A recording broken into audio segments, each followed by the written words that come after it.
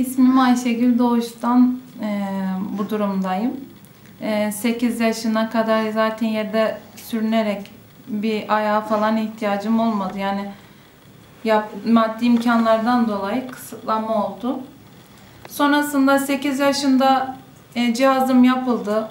Zorluk yaşadım, yürüyemedim, uyum sağlamadı. Sonrasında üzerinden 2 defa ameliyat geçirdim. Yine zorluk yaşadım. Sonra ayağım tutmadı, kırıldı. Sonra Şahin Bey Belediyesi'ne başvurdum.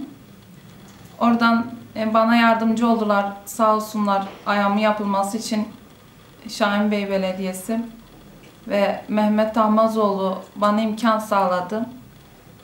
Ayağım yapıldı. Allah razı olsun ondan. Cihaz takıldıktan sonra ne yaptın ilk kez? Yürüdüm. Sonra dışarı çıktım. Hiç yürümemiştim çünkü. Neden miydi? Gözümde kalmıştı çünkü eksiklik gibi duruyordu. Çünkü ayağım tutmuyordu benim. Evet. Şimdi çok mutluyum. Allah razı olsun herkesten. Bundan sonra ne yapmayı, nasıl yaşamayı düşünüyorsun? Bundan sonra geleceğimi düşünüyorum. Buradan da zaten adı geçen siyasette olsun, iyi insanlardan, iş adamlarımızdan bana bir iş imkanı sağlamalarını istiyorum aslında. İlk hayalim gerçekleşti. Yürümeye kavuştum çok şükür.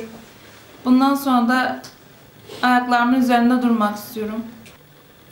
Buradan zaten maddi durumumuz da el vermedi. Benim bir yatağım bile odam olmadı. Gözümde çok kaldı o. Mesela annem babamın durumu da iyi değil. Bana sağlayamadılar. Ben çok imkanlar olsun istedim ama el vermedi. Buradan sizin aracılığınızla sesleniyorum. İnşallah sesim olursunuz. Bana yardım elini siz de uzatırsınız.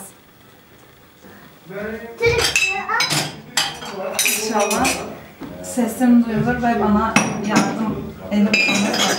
İnşallah sizin vesilenizle. Gerçekten ben ilk defa yürüdüm.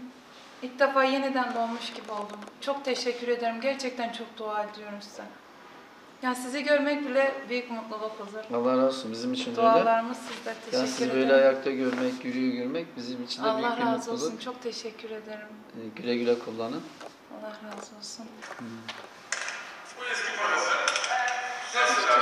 Gerçekten.